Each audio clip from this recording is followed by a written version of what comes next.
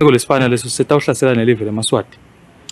Lo secala nabo ubusika lesa sisonzela kubo sibhekile ukuthi emakhasimende ethu atawucala kusebenzisa gesi ngelizinga lelisedulu kunalelo lebelingilo. Kungiko-ke siyinkampani sikhumbuta sive ukuthi njalo ngenyanga siye sikhokhe naluhla lokuthiwa i-loadshedding lolusentela kokuthi sibone ukuthi nangabe kumbe lo gesi semncane loyo lesikhona kumsupply kumakhasimende sikhone ukuthi sinetisane lokuthiwa i-loadshedding.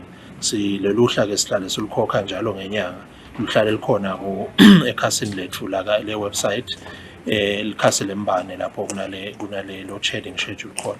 Ukutsatha nje amakhasimende ngokuthi vele nangabe ukhanzela ukuthi nabo makhelwane bethu bashodelwa ngilogesi nathi kufuneka ukuthi la eveni la kaNgwane sinciphise loyo gesi lesimthathako lepomakhelwane.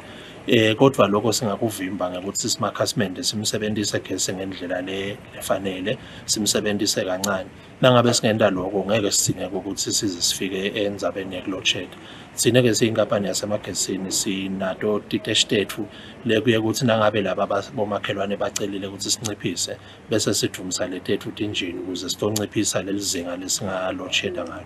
Lolu hla lethu nje lesikhuluma ngalo lolukhona kuwebsite yethu liyaveta leto tindzawo la sifike siloadshede khona nema-hour lekufanele siloadshede kuwo. Kukhutsata nje sive ukuthi sisangena kule season yemakhata sive asikhona ukusebenzisa letinye tindlela sinciphise kusetshenziswa kwagezi ukuze singanofika kule loadshedding. Siyinkampani-ke njalo siye sivakashele amakhasimende siwakhutsate siwafundise ngendlela yokusebenzisa gesi. Nasikhulumisa wona amakhasimende siyawavetela ukuthi khona letinye tindlela letingito lesingatisebenzisa ekongeni gesi. Lokho kokonga kwentela ukuthi size singafiki kunako kokugcina lokufike kufane nale loadshedding. Sive sitawukhumbula nje ukuthi kulesinye isikhathi vele besibona bomakhelwane ba-loadsheda kodwa lakithi even ukhanzela ukuthi sendataba ukuthi kungendeki lokho.